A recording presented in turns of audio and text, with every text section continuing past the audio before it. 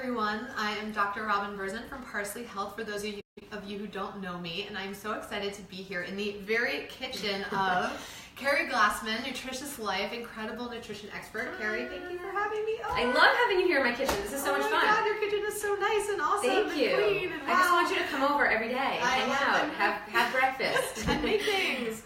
Awesome. Well, thank you so much for having me. We're going to have an interesting dueling nutrition expert Facebook Live today, where we talk a little bit about one of our favorite topics, which is biohacking. So biohacking, for those of you who have signed up for the Parsley Health newsletter and are following us a little bit, is a topic that has been near and dear to our hearts lately. We've been talking about it a lot. I've been interviewed on it a lot. It seems to be sort of in the air and in the zeitgeist, and I think we've excitingly moved this concept of biohacking out of just this thing that you have to be a hyper optimizer to covered in wearable technology to do, and something that everyone can do, right? And so I don't know, have you seen that? Yeah, I mean, people are asking me like crazy about it. I think last week 3 people asked me, and a couple people were like whispering, like, wait, can I just ask what it is? Like, what is biohacking? Like, people are throwing the word around all over now, and I think some people either are, super hardcore, like all about it, or they have no idea what it is, and they're sort of just throwing out that word like, yeah, sure, biohacking, or they just really have sort of heard of it, maybe once or twice, and want to learn. So, so excited you're here to talk about it. Thank you. Well, I think we want to, first of all, demystify this whole idea of biohacking, and then we're going to get into high-fat coffee in the morning, which is one of my personal favorite biohacks. But biohacking is kind of an aggressive word, and it can sound sort of scary or intimidating to people, but it really doesn't have to be. So all it means is that we are doing things that help our body achieve optimal performance. And so a biohack, like an easy biohack, might be getting 8 or 9 hours of sleep at night. You might be living at 6 to 7 hours and not being in optimal physical performance, and you might up that to 7 or 8 hours or even 9 hours, and then your whole body might reset. And what we know is that our bodies know how to function optimally if we take away the toxic inputs and put in the helpful, healthy inputs. And so biohacking can just mean doing something to help your body perform at its highest level. Yeah, see, I love that definition, because I think that it makes it just easy for everyone to understand, and also sort of makes it sound not only tangible for people, but it also makes you realize, like, wow, I can actually have these incredible sort of increased performance for my mind and body if I just make some of these changes that we've been hearing about, like you just used the example, sleep. Yes. So it just makes it tangible. Like when you say it like that, it makes it very doable and manageable, and you don't have to necessarily change your entire life to reap some of these benefits. Right. And so we're all really biohackers. I think everyone who's interested in the health and wellness space is actually biohacking sometimes without realizing it. You might realize, wow, I have low back pain, but if I do yoga 2 or 3 times a week, it goes away. You've biohacked your back pain, right? You didn't take a drug, you didn't need surgery, you actually figured out how to bring your body back into peak performance through a tactic, right? So a lot of ways we can do that. So a lot of people have been asking both of us about biohacking, and a topic that's coming up constantly is bulletproof coffee, which is a brand name for high-fat coffee, having high-fat coffee in the morning. And so I do this sometimes, and I want to demystify kind of what that is, why you do it. So I'm going to talk a little bit about the science of having high-fat coffee in the morning and why you do it, and then interject, and I want to hear how you do it too. But I'm excited. I have tried it a I have to say, I don't do it as often, I think, as you. I've tried it a few times. I've tried to use the biohack and done it. I'm very much, I don't want to say a creature of habit, but when it comes to my coffee, I've had it a certain way for so long that I'm definitely open-minded to other ways of doing this, and I use other forms of biohacks. But I haven't been using this, but I'm sort of obsessed with the concept of it because I am such a coffee lover. Everyone out there that knows anything that I've ever written or said, I'm a coffee lover. And I usually have my organic coffee with my unsweetened almond milk with a little cinnamon or a little nutmeg.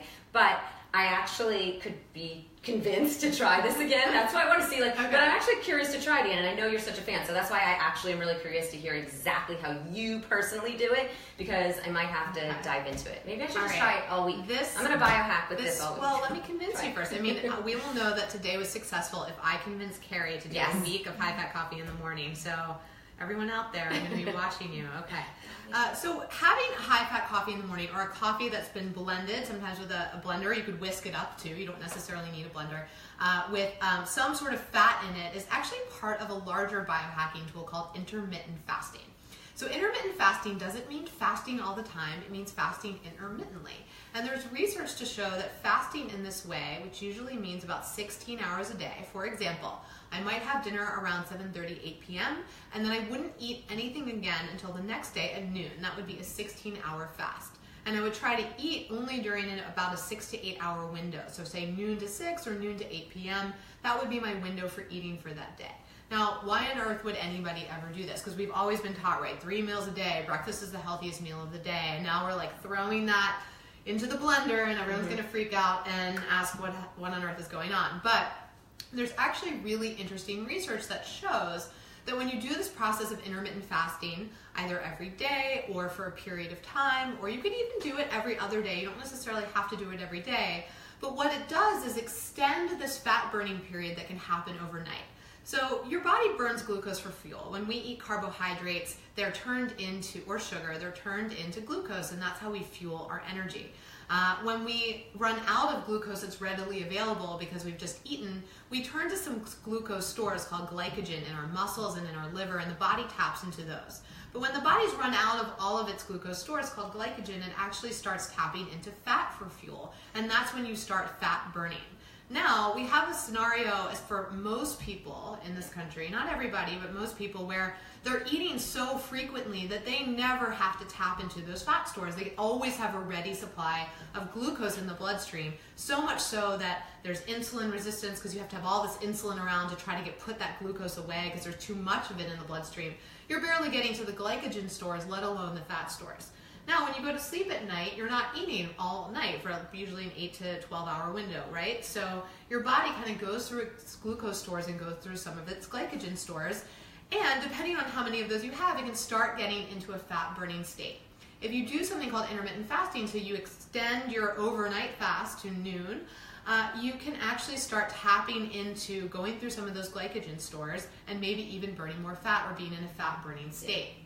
So that has been shown, and there's a lot of interesting research on this that's been shown to improve things like blood sugar balance and insulin resistance, actually improve muscle mass and weight loss, especially if you're doing any kind of weight training during the period of time when you're, or any kind of resistance training during the time when you're intermittent fasting.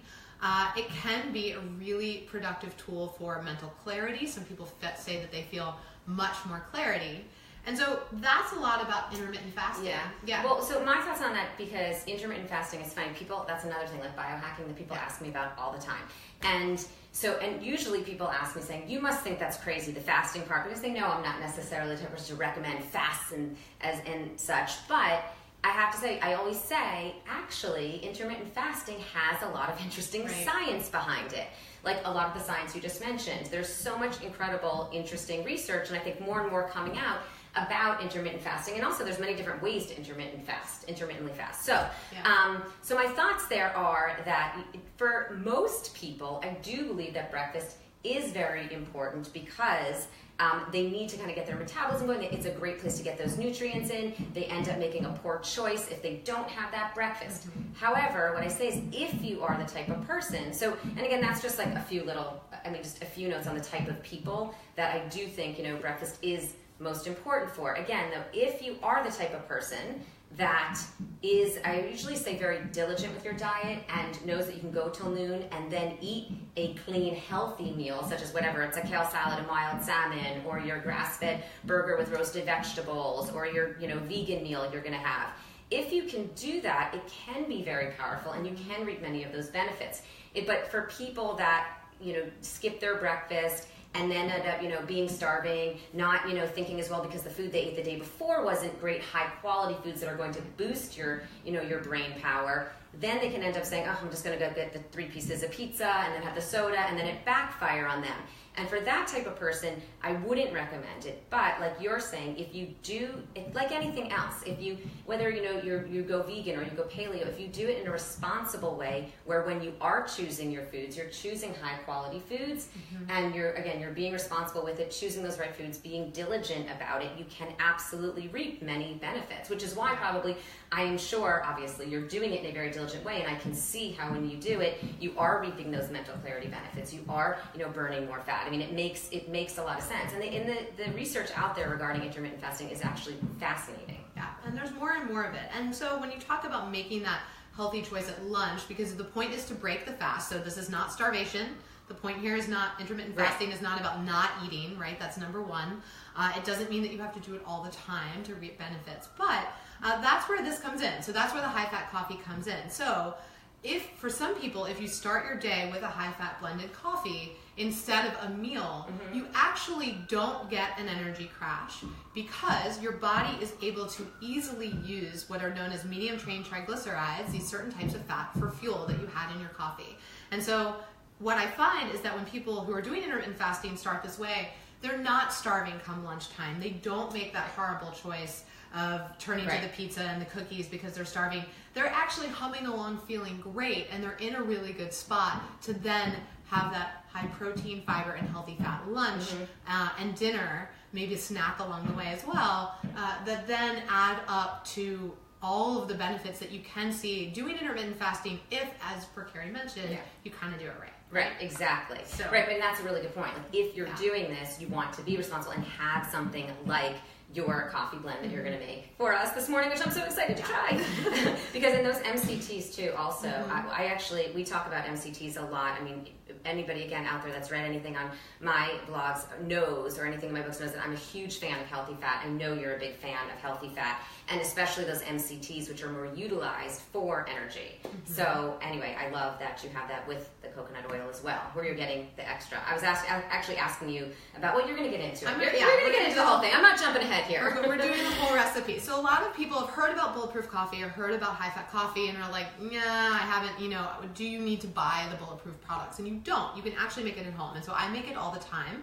And you can make it in a vegan way, which I often do, using MCT oil, coconut oil, and cinnamon. Or something else I like to do, some people, the traditional bulletproof recipe includes grass-fed Kerrygold butter, which is great. It's really healthy. But for those of us like me who don't work as well with dairy, I will sometimes use a clarified butter, which I know Keri is a really big fan of. Takes out the casein and the whey, which can be allergens, and then you're left with this incredible fat source from ghee, which is clarified butter. So you can do it in a number of different ways. I'm going to show you the vegan way here that we call Parsley Health's Morning Glory Coffee, but you can do it a number of different ways. And this fuel source, taking in these fats along with a little bit of coffee in the morning. You can also do a high-fat matcha. I've seen people blending it with green matcha tea. You don't have to use coffee. But here's my recipe. This keeps me totally satiated all morning. And the fats are actually really easily digestible and absorbed. And they cross the blood-brain barrier, and they're actually really easy for your brain to use as fuel. And that's what some people describe as that MCT clarity or MCT high, if you will. You're really not high. It's not exactly a buzz. But it is... You don't feel hungry and you do feel focused, which is really nice. Absolutely. But what do you say to people who say, well, I'm going to have this bulletproof, or I won't even say the bulletproof version, your version, the Morning Glory coffee with my Ezekiel bread and avocado toast. Yes, and so while I love that... People ask me that too. While I love that, that is not how it works. So if you're...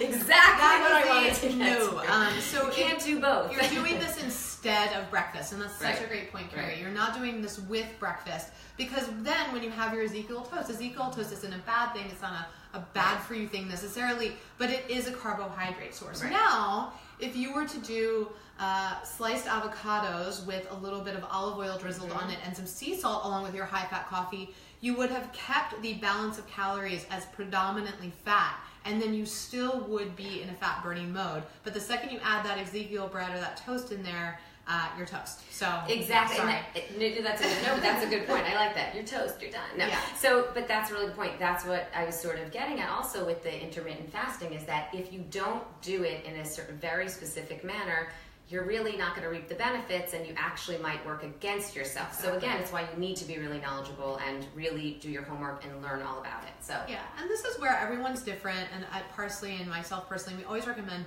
work with your nutritionist, work with a doctor who knows you. If you work with us at Parsley Health, you get a physician and a health coach who work with you side by side to help make this actionable and real, and to know exactly what you should be eating for you. Sometimes it's not appropriate to do intermittent fasting. For other people, it might be. Okay, so we're going to do our coffee. So first of all, we start with some brewed organic coffee.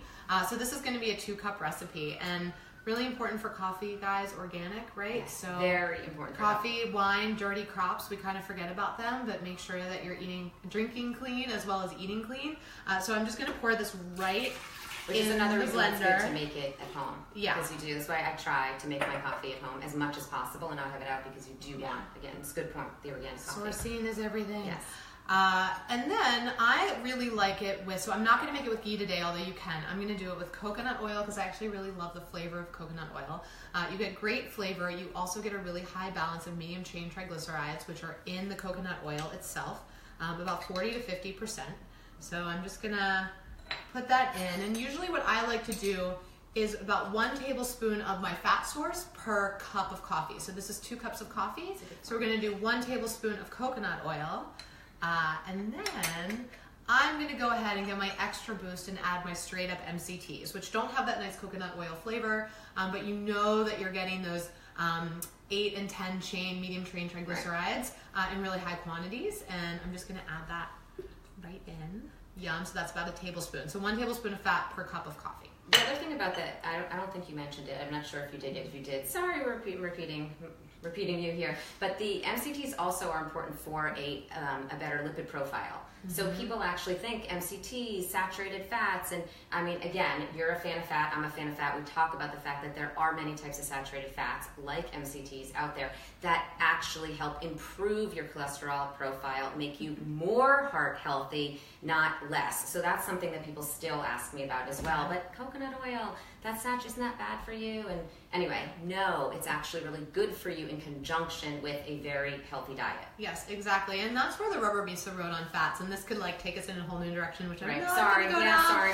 I went on a tangent. When it comes to heart health, healthy fats like coconut oil and even butter can be really healthy. Saturated fats can be really healthy for you if eaten in the absence of carbohydrates and sugars. But what most people do is they eat a lot of carbohydrates and sugar, and then they load on the fat. And a carb-heavy, sugar-heavy, saturated fat-heavy diet, that is a recipe for heart disease. So it's in the context in which you're eating the fat that matters. Okay, and then I'm going to add my secret ingredient, which is cinnamon, organic cinnamon. And I just load it in there because I really like it, and it's really a matter of taste. There's no right amount that you necessarily want to have.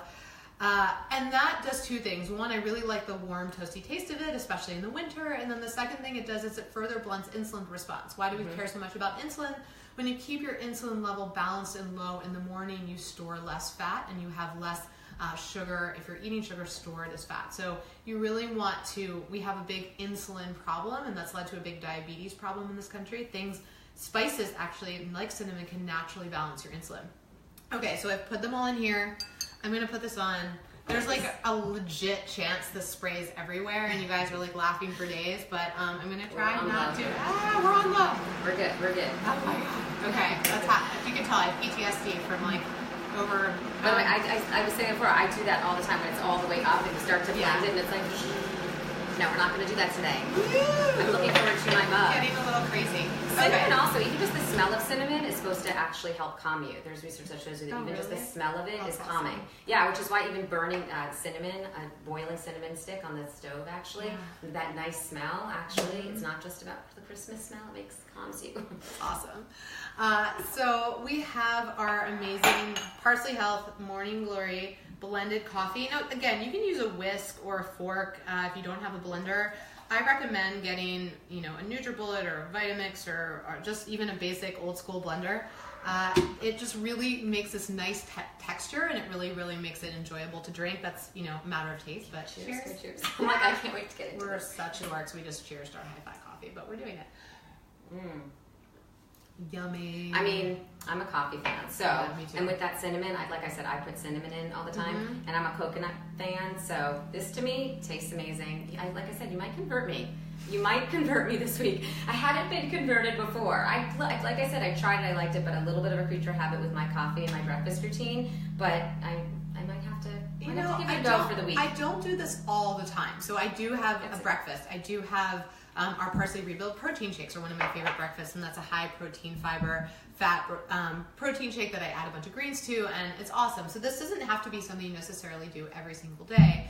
But if you wanted to try intermittent fasting with high-fat coffee in the morning or morning glory coffee, I would recommend try it at least 3 mornings a week. So maybe Monday, Tuesday, Wednesday, and go back to having breakfast Thursday, Friday. The reason being, try to get into a pattern with it, see how you feel. But to Keri's really good point, make sure that lunch and dinner in that 6 to 8 hour window between noon and 6, noon and 7, noon and 8 p.m. is a really healthy meal. Then you're going to see the maximum benefits. Yeah. And so far, there's no contraindications that we know of to doing this. Women and men are a little bit different when it comes to intermittent fasting. Women's hormone systems sometimes don't like fasting or any sense of starvation. Ketogenic diet, which is a more extreme version of what we're talking about, doesn't always work as well for women. So before you try anything, make sure you talk to your doctor, your nutritionist, someone who knows you, because we're all a little bit different. But this is something that I've been experimenting with, and I've had more energy. I've definitely felt a boost in metabolism. And the nice thing about the coffee is I know that my blood sugar is balanced through the morning and I don't feel hungry and I feel energized all morning, so I'm not getting to lunch feeling like, oh my God. Yeah, and that's a really good point again, because sometimes people, when they don't have all the information and they start to read about intermittent fasting, they might just wake up, go to work, and not have something like this, so then they are ravenous. So again, like you already mentioned again, having that healthy lunch and dinner, but also make sure, whether it's this or something else, even if it was just, another form of, getting your fat, even if you don't drink coffee, or maybe it's your tea, maybe it's the matcha version of this. Do something so that you aren't starving and you do have some form of fuel through the morning. Yeah, that's important. Absolutely. Yeah. So this has been a little bit about biohacking, intermittent fasting, high-fat coffee, Parsley Health Morning Glory Coffee. Thank you guys for joining us. If you are interested in working with us in Parsley Health, we're in New York City, Los Angeles, San Francisco, and we may take a question or two, so we'll hang tight. But catch up with us at parsleyhealth.com/connect. You can actually speak live for 15 minutes for free with one of our amazing membership advisors who can tell you all about the different types of memberships we have to work with us to get blood testing and really cool, what I call fancy pants testing, to work with our doctors and health coaches who set you out a 7-part health plan to follow for the year that you can get support in doing and do every year. So you can actually, I always say, it's nice to read about all this stuff, but if you never actually try it or do it, you're not going to see the results. So sometimes we all need a little bit of help with that. We'd love to help you at Parsley. Yeah, and check us out at nutritiouslife.com if you have not checked out our website, nutritiouslife.com, or on Instagram, Nutritious Life Official. And we just love educating you, continuing to educate you further, and especially talking with amazing, incredible experts like Robin. So we will continue to do that. So chat with us or on Facebook, wherever. Yes, and Keri, thank you so much for having me over. Yeah, this so is one of my favorite nutrition experts on earth. She is awesome. If you're watching from Parsley and you haven't checked out Keri's stuff, please do. You will learn a lot. Thanks for having me over. I'll be here tomorrow morning. I know. By the way, are you making this for me tomorrow morning? I'm so excited. You can make it for me. There's going to be a pop quiz. I'm going to see if you're okay. Perfect.